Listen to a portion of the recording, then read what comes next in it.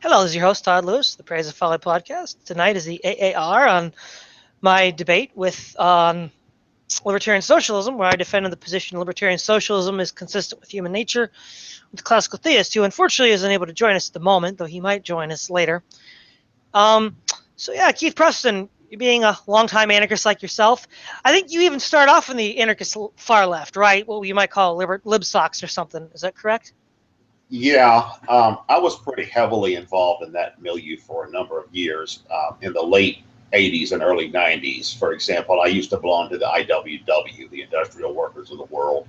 I also was on the national committee of the Workers' Solidarity Alliance. That's the same anarchist international that includes the CNT in Spain from Spanish Civil War fame. And a number of things like that. I was at that point really influenced by Noam Chomsky. I was sort of like an anarcho-Marxist in many ways. Now, I've since expanded my horizons a bit. I'm still an anarchist. I still consider all that to be a legitimate branch of anarchism, but I'm not as sectarian inclined as I once was. But yeah, I do have a background in all this, and I'm very familiar with it, having studied it and observed it for years. Yeah, okay. So I guess, what were your thoughts of the debate? I think you watched it earlier this week, I think. Is that right? Yeah, It yeah. was last week, yeah.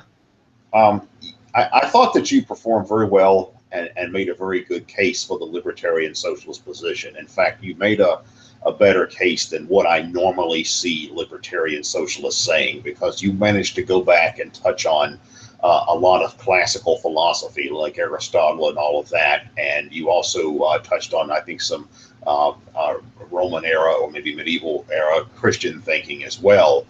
That's something that libertarian socialists typically don't do, in part because they tend to identify with the cultural far left as well, and they don't care about Aristotle or Christianity. They think it's reactionary and all of that. But appealing to some of these older philosophical concepts and trying to work those into your argument, I think, are actually quite interesting. And socialists from the 19th century would actually do that, like Marx and some of them. You don't find as much of that today. So yeah, I thought overall you presented a very good case, including the main arguments against libertarian socialism. I thought you addressed those pretty well, like the role of the expert. What about hierarchy? And you cited Bakunin's discussion of, well, of course, there's going to be people with greater level of skill and competence in particular areas. Nobody really disputes that. For instance, an argument that's sometimes raised against libertarian socialism is that they will say, well, surely in a hospital, you don't give the janitor equal say about how to operate on a patient, along with the surgeons, and some libertarian socialists, most of them, the more serious ones, will come back and say, well, of course, we've got more common sense than that. Yeah, they will cite Bakunin's reference there. Now, I have come across some really crazy anarcho-communists who probably would let the janitors operate on patients in the hospital. So you do have to understand you've got this fringe element in these kinds of circles that that transcend the rational, I guess is a way to put it politely. But I mean, I thought that you presented the basic arguments, and then you also built on that a bit, giving some classical philosophy and some of that as well. So that's something that's not usually done in those circles. So I thought as somebody who didn't know your actual views and heard that debate, I think would think you performed very well and made a very good case. I even posted the link to that video in some of the Facebook groups online that discuss anarchist theory, like anarchist philosophies and anarcho-debatism and stuff like that. And most of the feedback I didn't get a huge amount of feedback or elaborate feedback, but the feedback I got was actually very favorable. Like, yeah, this guy's good. These are all libertarian socialists here. So, Well, that was kind of the idea. I hoped I could articulate their position to their own satisfaction. But yeah, I think I succeeded in that from what you've been saying. yeah, I think so.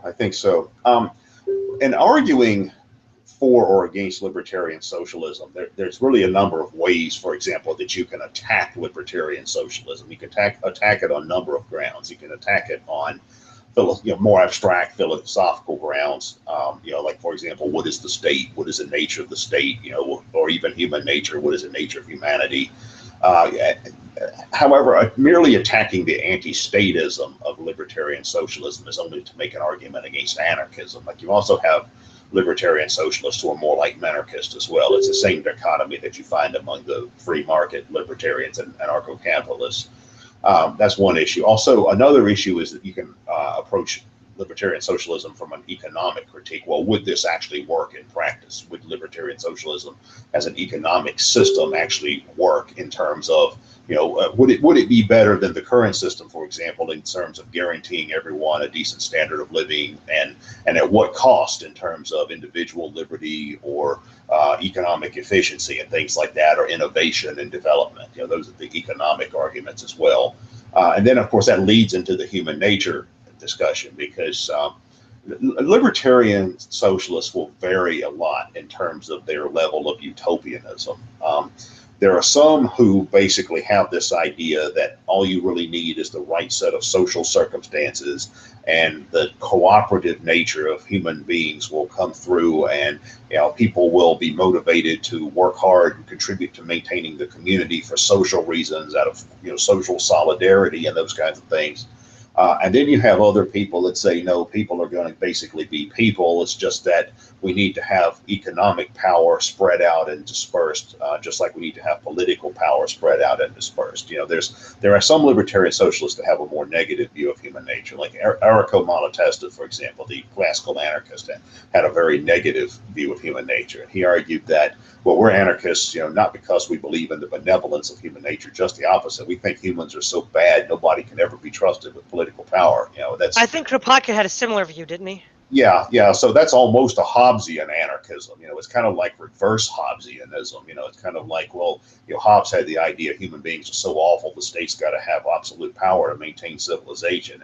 And some anarchist theory reverse that. They say people are so bad, nobody can be trusted with power. Which, then there's the opposite. There's the polar opposite as well. The goodness of humanity will shine through, just to put in the right circumstances. More of a Jean-Jacques Rousseau type of thinking as well. There are varying levels of extremes with that. You find some libertarian socialists, for example, who believe that work should never be compelled, that even people who refuse to work should be supported by the community. They just don't think there's going to be that many people. They just think that's no, because everybody's going to want to contribute in a communal setting where everybody's a valued member of the community. All that. So the ideas about human nature that libertarian socialists have tend to be very diverse in that spectrum. And the problem with debating libertarian socialists is you never really know what argument they're going to throw at you from which direction. You're gonna find some that are just pie in the sky idealists, and you're going to find others that come at it from a somewhat more of a realist angle as well.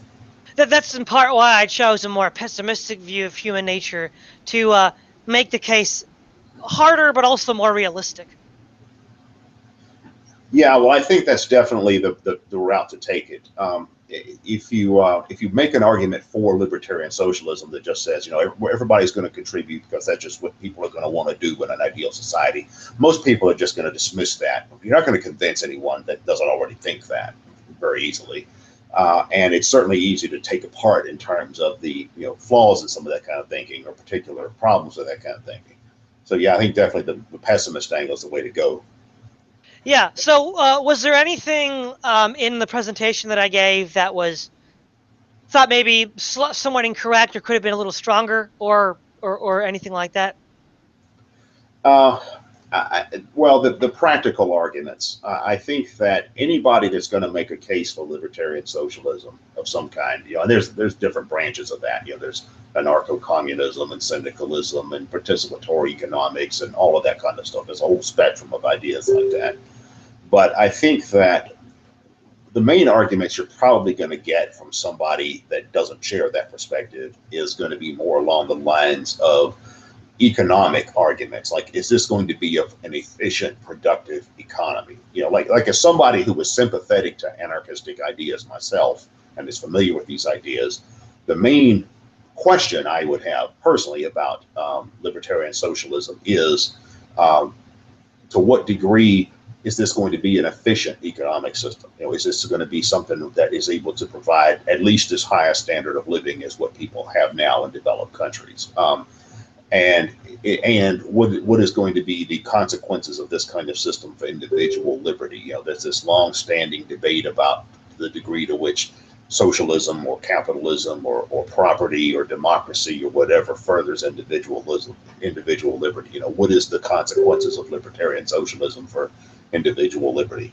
You know, for example, if the Spanish anarchists had won the Civil War and created a worker council system that endured for decades or generations in Spain, what would that have been in practice? Would it have degenerated into some kind of totalitarianism? Would it have become some kind of libertarian, you know, at least minimum government, or anarchistic individualism? Would have basically just been another social democracy?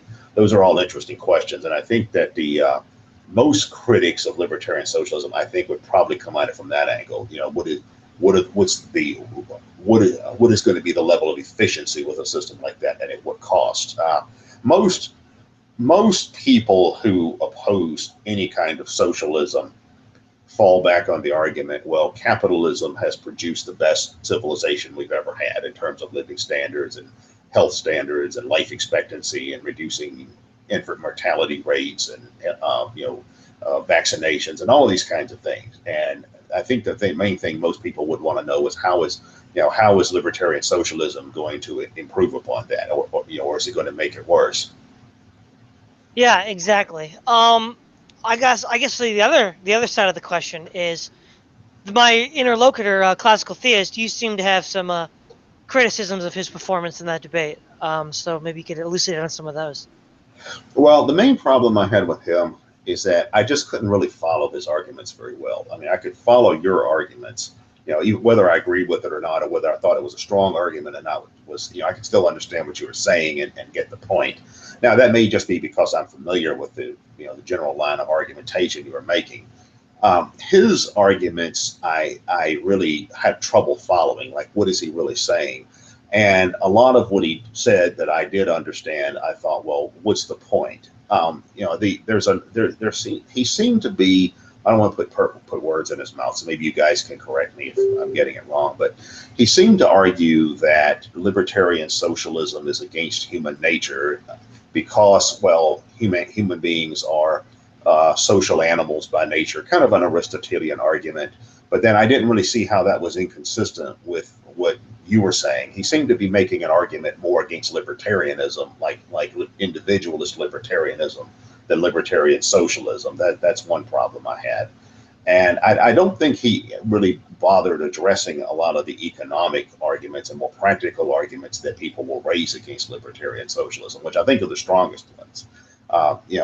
Most people would probably say, yeah, if we really could have a utopia where everybody shares alike and there's no poor people, that would be great.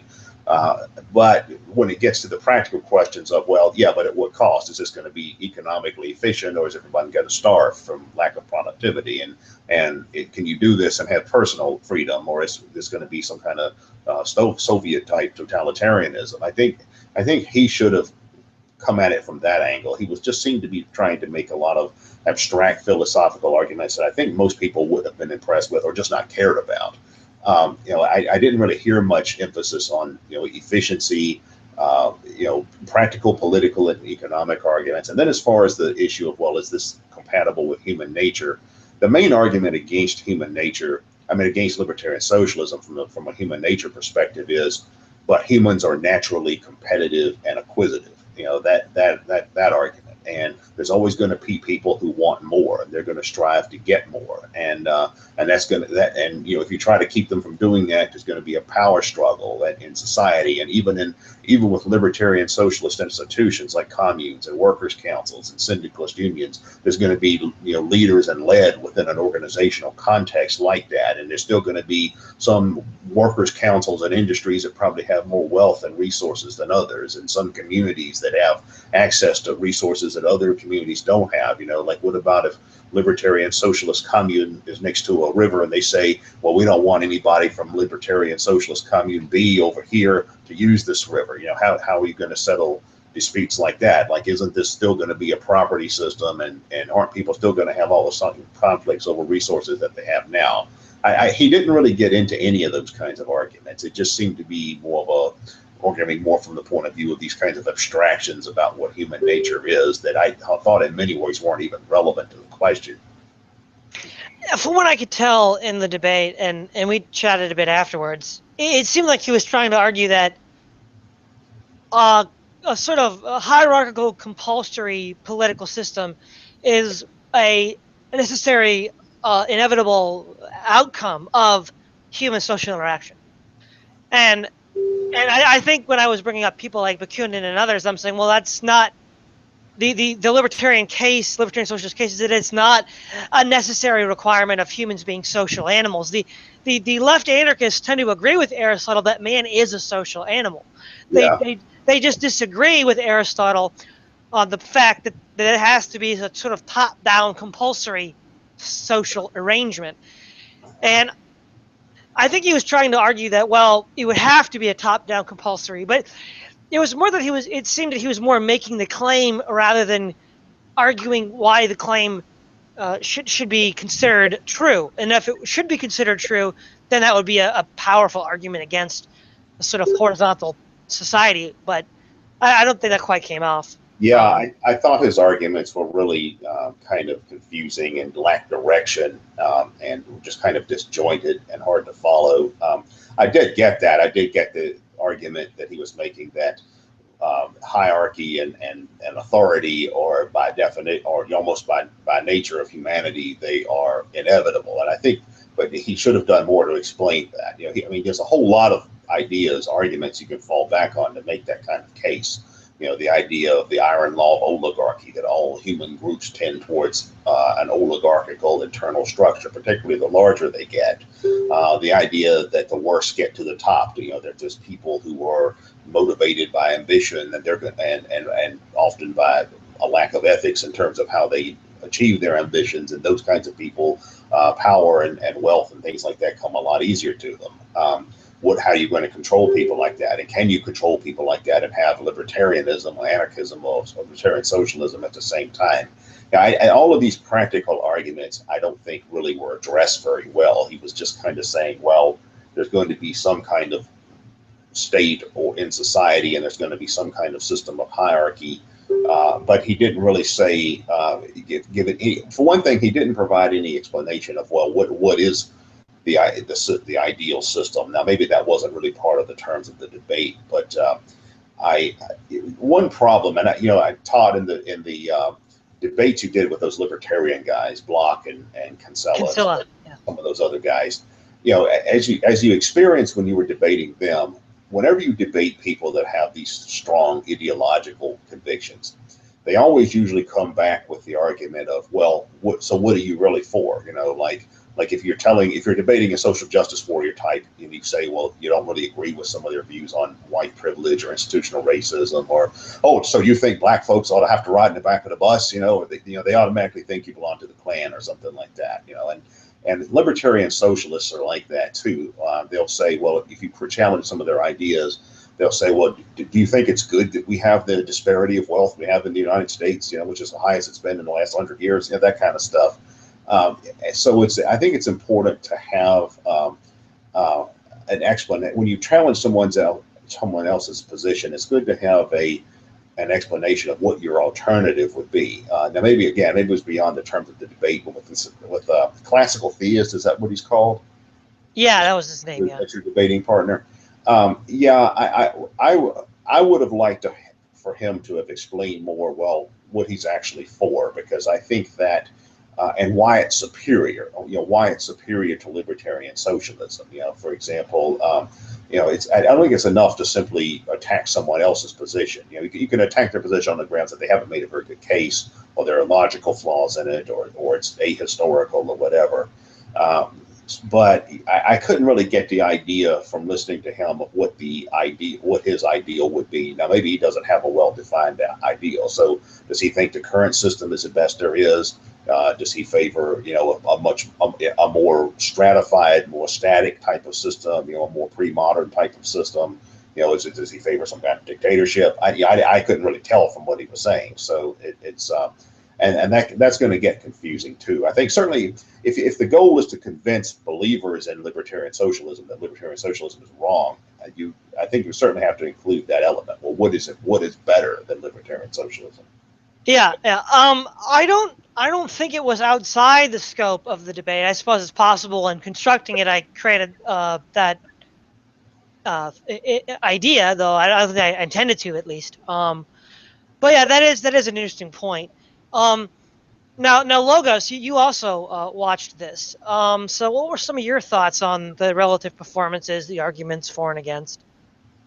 Oh, right. I'm not near as well versed in literature as either of you two are, so I guess my perspective in all this is somebody that's an outsider of the political discussion, just hearing what both sides have to say about it. So I guess that's a grain of salt you'll have to take all of this with. So some things that stood out to me, I took some notes as I was watching it again today just before the AAR should be fresh in my mind. The first that jumped out at me was in your intro, Todd, where you said you're talking about the worker-boss relationship. And at one point you were talking about hierarchies that are unjustified and that, they're currently at the moment not justified. But then you also referred to the boss-worker relationship as something that cannot be justified implicitly. And I was hoping the debate would center on that a little bit more, because it wasn't clear to me that no boss-worker relationship, for example, could be justified. I know there's several particular types of them that are very exploitative, and it could be argued that they're just unjustifiable on the face of it. But a general boss-worker model, it was kind of strange. But sadly, Theus didn't catch up on that point and come back at you with it.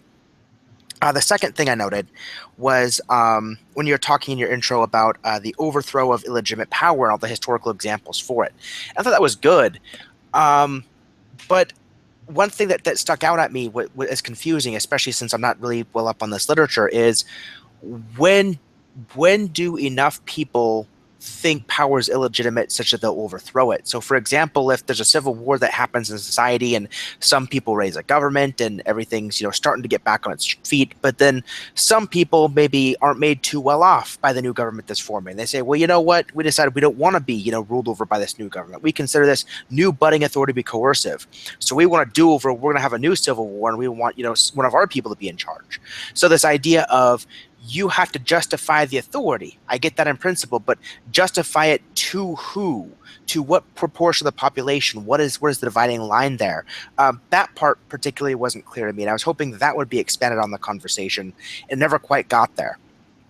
And the reason it never quite got there was when I listened to Classical Theist's introduction. The first thing that jumped out at me was how abstract it was and some of the things you were saying. And I definitely agree with Keith's, what's the point analysis of some of it. So when he was talking about the natural hierarchies that form, for example, between the eye and the body, and I'm thinking, well, yeah, I mean, the eye does the work of the body so that the body can feed itself and nourish the eye. They have a natural symbiotic relationship, right? The libertarian, it would seem to me, wouldn't even oppose this idea, because this relationship is justified implicitly by the fact that the body needs sustenance and the eye can help provide it, and the mouth and the rest of the body can feed it to the eye, right? They have a symbiotic relationship that will self-justify whatever hierarchy naturally follows from it. That's not true from all these other coercive systems that are being debated. So it seemed like the entire justification premise was completely lost on him.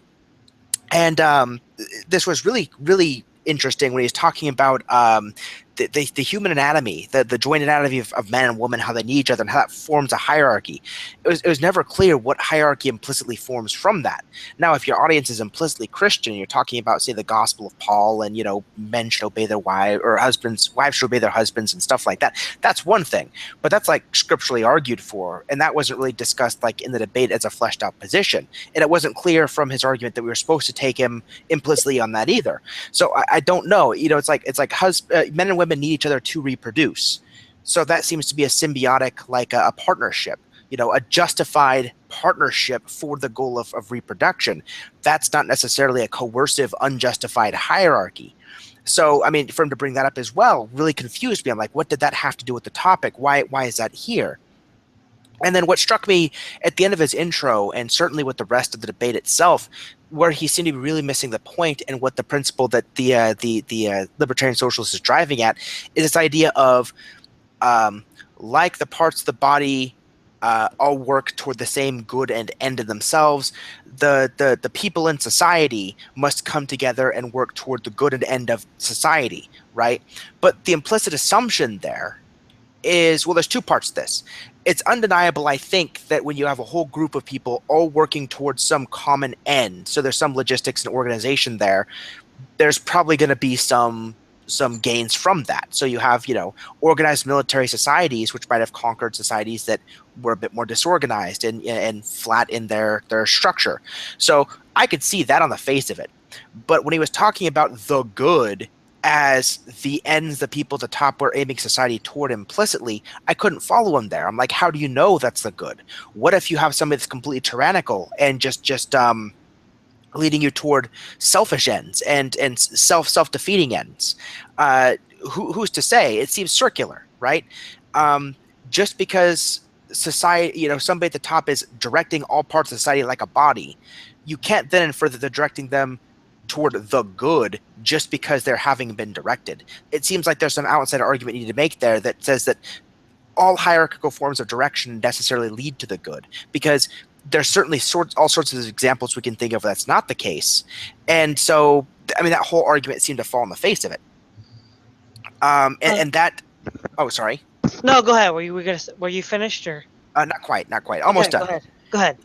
And so this carried on through the cross examinations. The last bit I wanted to bring about with you that I was hoping we'd get to is you talked about the fact that people had mostly for most of history, lived in flat societies, flat in authority structure and all that, and therefore, since people tended to do this thing, that it was in their nature to do this thing. And it seemed to me that the is-ought question popped into my head at that point. It's like, yeah, I mean, human nature tend to express itself in the way that it did. But was that the most efficient way it could have expressed itself? Or is it how it ought to have expressed itself? It's not clear to me from that argument that that's the necessary thing that human nature wanted to do. But what we could argue is that human nature tended to do that thing in expressing itself in that way. And so I was hoping that he would come out against you in that point and there'd be a more fleshed out discussion, but that never happened. So I guess those were my notes on the debate. Okay, yeah, we'll start off with the last one here. When I was appealing to the hunter-gatherer society argument, it wasn't so much a ought argument as a fact that people tend to argue that libertarian socialism is just ipso post facto impossible. And what I was showing was actually we haven't actually seen a long-running experiment like this. Certain tenets of libertarian socialism have been a part of human society for a very, very long time. And it's not so much that it wasn't so much that humans ought to behave this way because we have behaved this way, but merely to illustrate the point that human nature is compatible with this mode of living. So it was more minimalistic, if that clears that up for you, Logos. Right, yeah. Okay, because I think he brought up a couple of times with this whole hierarchy argument that, well, we need to live this way in a human society because, we don't normally live the other way. I'm like, well, we have and we could and we some still do. So that I think was a weak argument in favor of hierarchy, and I was trying to use it as a counter argument. Now, you also mentioned your thoughts about the boss and why would the boss be ipso post facto illegitimate authority? Well, the authorities that are legitimate are I got this from David Graeber, an authority that's self undermining, like a teacher or a parent, right? Eventually, you're going to be free from their authority at a certain point once you've learned what they have to teach you. Or a purely voluntary authority, like when Bakunin mentions he wants to go to the cobbler to get his shoes repaired, or an engineer if he wants to, build a house or a bridge. The teacher, the boss, is hierarchical and non-democratic because he gives you an order, you do it. You don't bargain with him. You don't talk with him. You don't have consensus decision making. He just barks the order, goes on the chain of command, and you got to do it, whether you want to do it or not. That would be one criticism they'd make. The other criticism is with a boss-employee relationship, what you're going to have is the extraction of surplus value necessarily by the nature of that arrangement, and that's exploitation. So I think the libertarian socialists would argue that just that structure itself is incompatible with human freedom. And then you mentioned revolutions. What kind of revolutions are? Well, you mentioned if they weren't happy with the previous one and want to do a redo. Yeah, they would do a redo because the libertarian socialists would argue that any status quo that's exploitative should be dismantled. The degree to which they would rebel against it would probably depend on the degree they thought it was exploitative. Like if it was some sort of feudal medieval tyranny, they'd probably go full revolutionary vanguardism. But if it was kind of a democratic, social democracy, they might be to do it through more peaceful means because they already like the welfare system. They already like a whole bunch of other things that are already there, and they wouldn't want to dismantle those institutions. They'd want to protect those, so they would maybe pursue a less violent course of action. But if it was some sort of medieval society, which in many ways I suppose Spain still kind of was in the 1930s, they would be in favor of much more violent action. And as far as who, well, if you remember, he didn't come here when Brenton Lengel, who I debated a couple times, in one of a video he did for I think it was the Anarchist Collective, he said that when you justify justified authority, it has to be justified to everybody concerned. Everybody that is affected directly or indirectly by that authority has to be convinced of its legitimacy, and if they can't be or they aren't, then it should be dismantled. So that was how they would respond. So before I hear back from you, Logos, are these all stock responses that you've heard before, Keith, from the LibSocs? I mean, that's on the plumb line there, right? Yeah, you've got that down pretty well. As far as the issue, for example, of violent revolution, they will, depending on who you're talking to, of course, but the general line you'll get is that, certainly oppressive hierarchies as they define them should be abolished, and the methodology should be proportional to the circumstances. You have some that are pacifists that only believe in the use of nonviolent methods, more Martin Luther King like it, Gandhi like it methods. You have others that would probably say terrorism is okay as long as it gets you what you want. So there's a lot of diversity of opinion on that. But most of the time they will say that revolution is justifiable and that any oppressive social hierarchy should be revolted against and dismantled by whatever method depending on the circumstances. But again, I think what's your name? Logos, is that your name? Or oh yeah, sure. Yeah. I think though that the points you were raising about the problem with classical theist presentation are quite good in the sense that I don't think anybody who was already a libertarian socialist would be persuaded to no longer be a libertarian socialist by listening to his arguments. He just sort of seemed to argue for this kind of overarching view of human nature. Well, human society is stratified and hierarchical by nature, and that's just how things are going to be. But there wasn't much there, I thought, in the way of detail. I think that there's so many ways that you can critique ideologies, because ideologies are more or less about, particularly more radical ideologies. They're largely about reconstructing the existing society along prescribed lines, and that's true not only of libertarian socialism but of fascism and communism and libertarianism and Christian Reconstructionism and anything that's way outside the norm, that's unfamiliar to the kinds of societies we have today. So that inevitably raises all kinds of questions, and I think that again, most people are going to be more interested in the practical rather than the more abstract. For instance, let's say that someone is going to give a presentation on the benefits of libertarian socialism to just a group of ordinary people off the street, the kind of people that you might see going to the movies or something like that, not intellectuals and philosophers and all of that.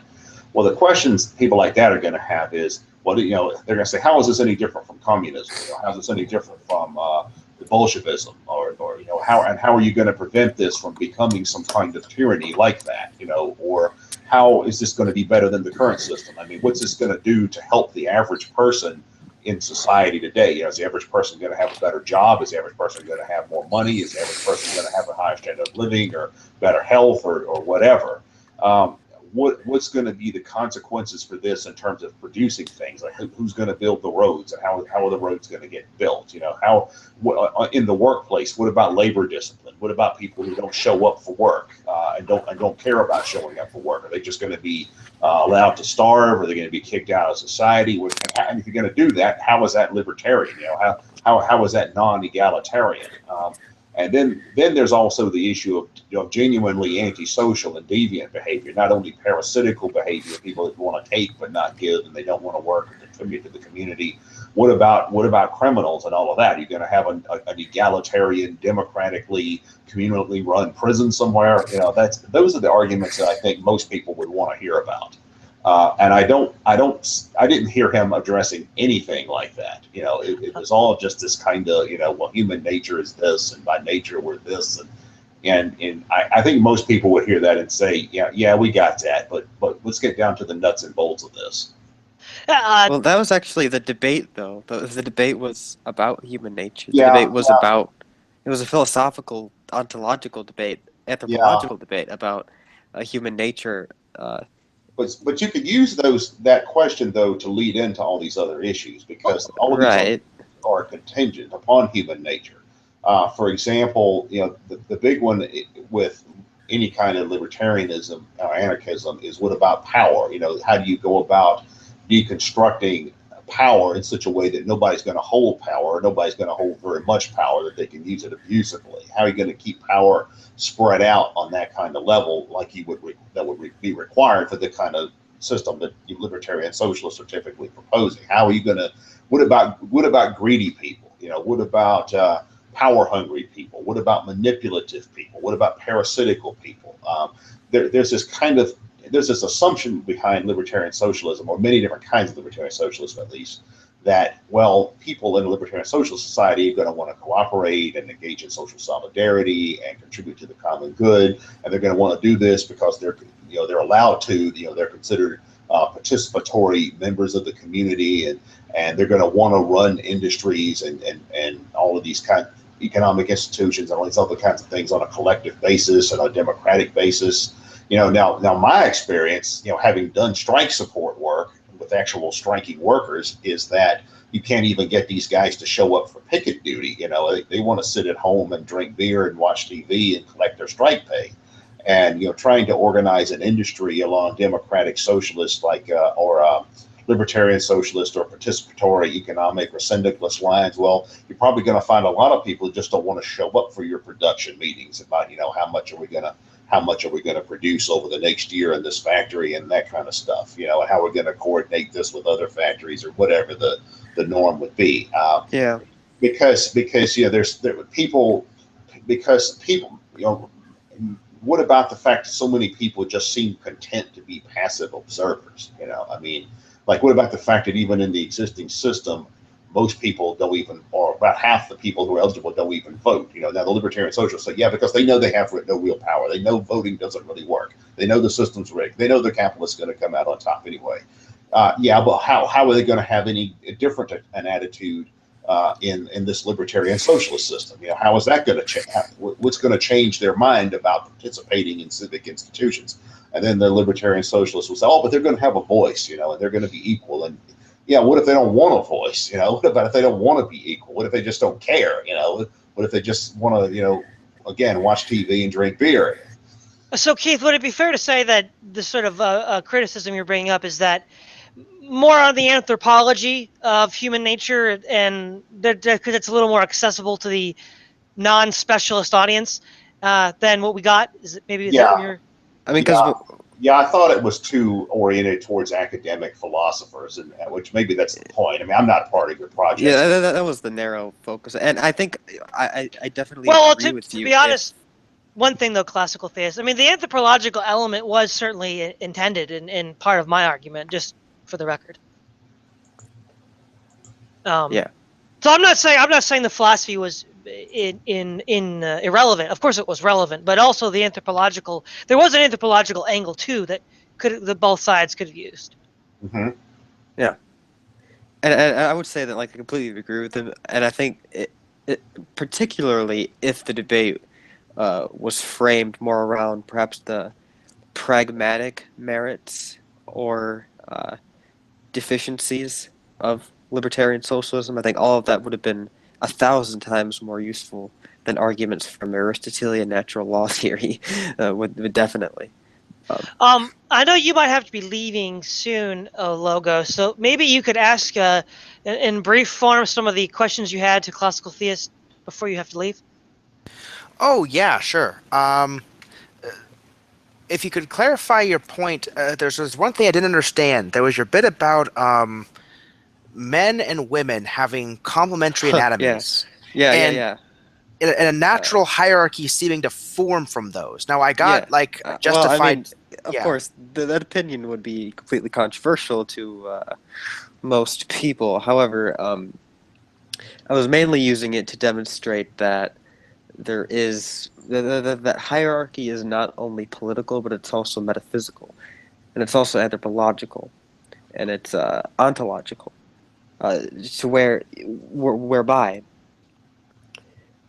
I brought up men and women because a male isolated completely unto himself and a female isolated completely unto herself is essentially lacking, right?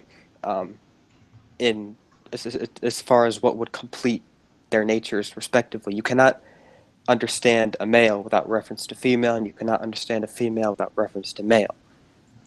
It's impossible metaphysically. Therefore, there is that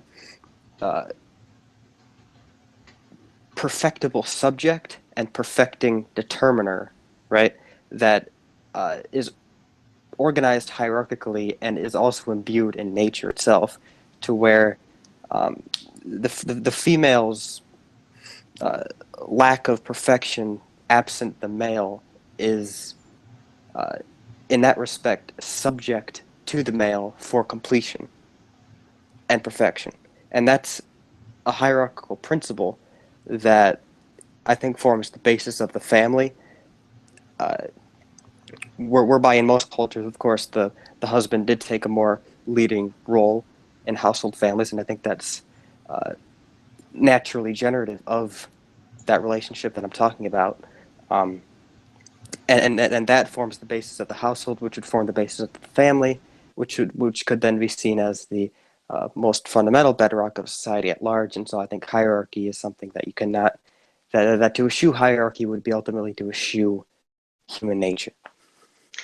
Yeah. One thing that I wanted to ask you, classical theist, now that you are here, how would you gauge the relative performances after the debate, having some time to reflect on it? Well, I mean, as I said, as I indicated there, I mean, obviously, the libertarian socialism is a subject that I have not studied very much at all. So my performance obviously could have been a lot of better. It could have been much better. I mean, we keep in mind, like, we decided this topic pretty late in advance. So I think, for all intents and purposes, as far as who was more prepared, who had maybe the better articulation of the arguments, it would have been you in that exchange. So I don't think I did terribly, but No. I mean, it is an issue that I don't know too much about. Well, like I said, the point of these lyceums are to sort of help other people get involved in debates so they can develop their skills. And I think in that place it was very constructive. I think it was probably one of the best that we've had on the lyceum, as far as being focused, because part of these hosting these debates is learning how to get focused on a particular topic. Because when we were running through topics ahead of time, we realized that if we'd argue for one topic, we'd bleed over into others, and that could be a whole separate debate, which would detract from the focus of the one we wanted to have. And it's actually somewhat difficult to find a narrowly defined topic where you can stick to that one topic and not get pulled off. Yeah, sidetracked into all these. But they're not irrelevant. They're actually, these other side issues are very relevant to the one we're talking about. Right, but you just need more time and you need more room, but and that's not accessible. So it's good to have that narrow. I think in that sense, though, I think we can all agree that we did a good job in narrowing down the point of discussion to avoid completely. I think you would agree as well, right, Keith and Logos, that we did a good job of minimizing digressions by focusing the topic? Yeah, the actual discussion itself stayed on focus pretty well. I think it kind of veered off more into the abstract than the practical more than I think it would have made a better presentation or a better discussion to focus. Probably right about that. Yeah. There is one I think interesting comment that Keith made before you showed up, classical theist, is that in the sense that I was taking the pessimistic view of man to produce a harder case for the libertarian socialist. So therefore, if you weren't already believing in libertarian socialism, I would provide an account that's more likely to persuade you. One thing that might have helped your case is pointed out. Okay, what would if you didn't already if somebody was a libertarian socialist, what could you say that would make them realize, hey, you know what, that you're right, that is a really weak point in the argument. If you maybe had an angle like that could have helped for the either A, the libertarian socialist watching, or B, the more normie person. I think, Logos, you kind of admitted you were kind of a normie on this discussion, so that might be helpful for you as well, for that kind of position. That's one thing to possibly keep in mind. Because right, I'm trying to convince the non-libertarian socialist that, hey, this is reasonable. And in part of arguing that it's not reasonable to believe, you're going to have to assume some of the audience is going to be libertarian socialists. And what might you say to convince them that it's not reasonable? People that already don't believe, or people that are more friendly are the harder to convince, is what I'm saying. And having arguments somewhat tailored to that might be helpful as well. Yeah, I agree. So we've been going about 45 minutes. Is there anything else that you guys would like to talk about before we wrap this up? Yeah, I didn't really have anything. One issue that I might would add is that when you're talking about libertarian socialism, again, you're dealing with a range of ideas. It's not a singular idea, but there's a difference between people who argue for libertarian socialism as a systemic way of social organization, and those who are arguing for egalitarianism per se. Right. You have some people who believe that libertarian socialism in its various forms, or one particular form, is a preferable system to whatever it is we have now, whatever you want to call that, capitalism or whatever.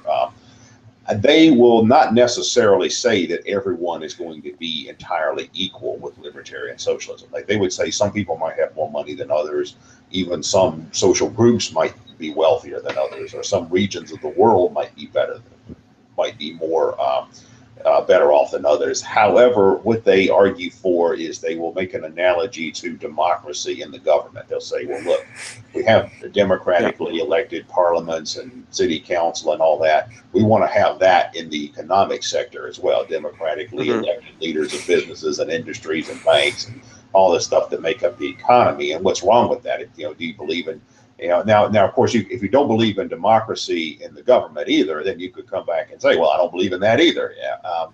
But most people do.